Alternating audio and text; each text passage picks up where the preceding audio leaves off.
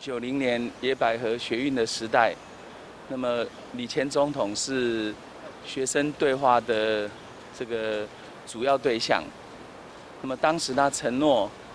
打开台湾民主化的大门，那么学生也经过了辩论，接受这样的承诺。那往后台湾走上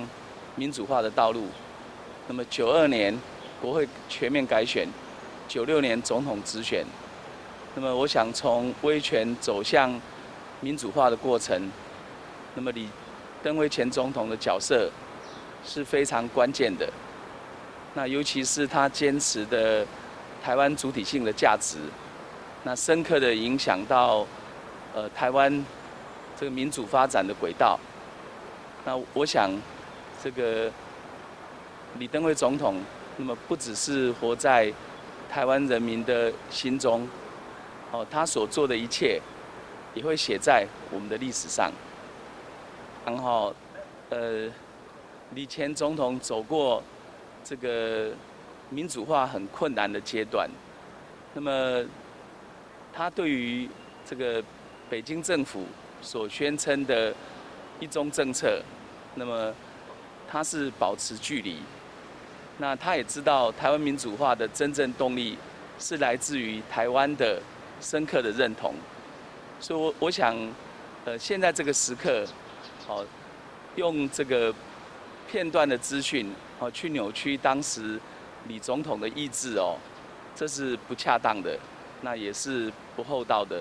那我觉得，这个时间点，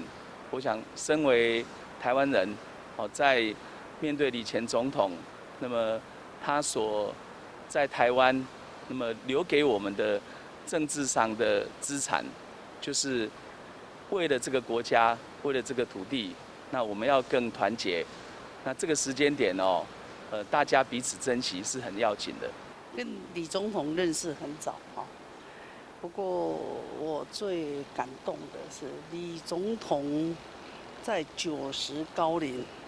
他知道高雄小林村的事件，他那个时候的健康不是那么好，不过他心中一直牵挂台湾这么严重的小林村的妹村，这么严重的一个灾害，所以他在90高龄自己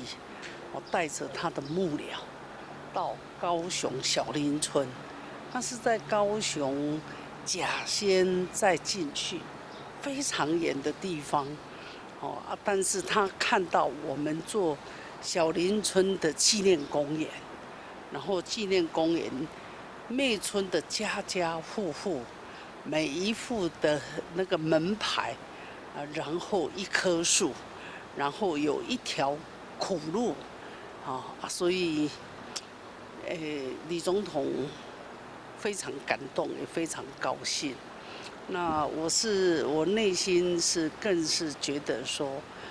像他这样小林村的事件，当然对台湾社会非常震撼，但事隔那么多年以他90高龄，心中还是那么牵挂，然后认为一定要到那个地方，跟小林村、妹村很多罹难的这些善良的人民，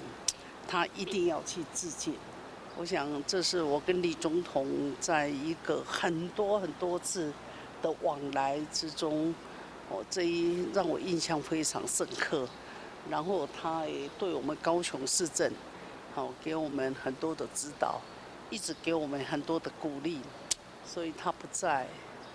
我希望他化作千锋守护台湾的土地，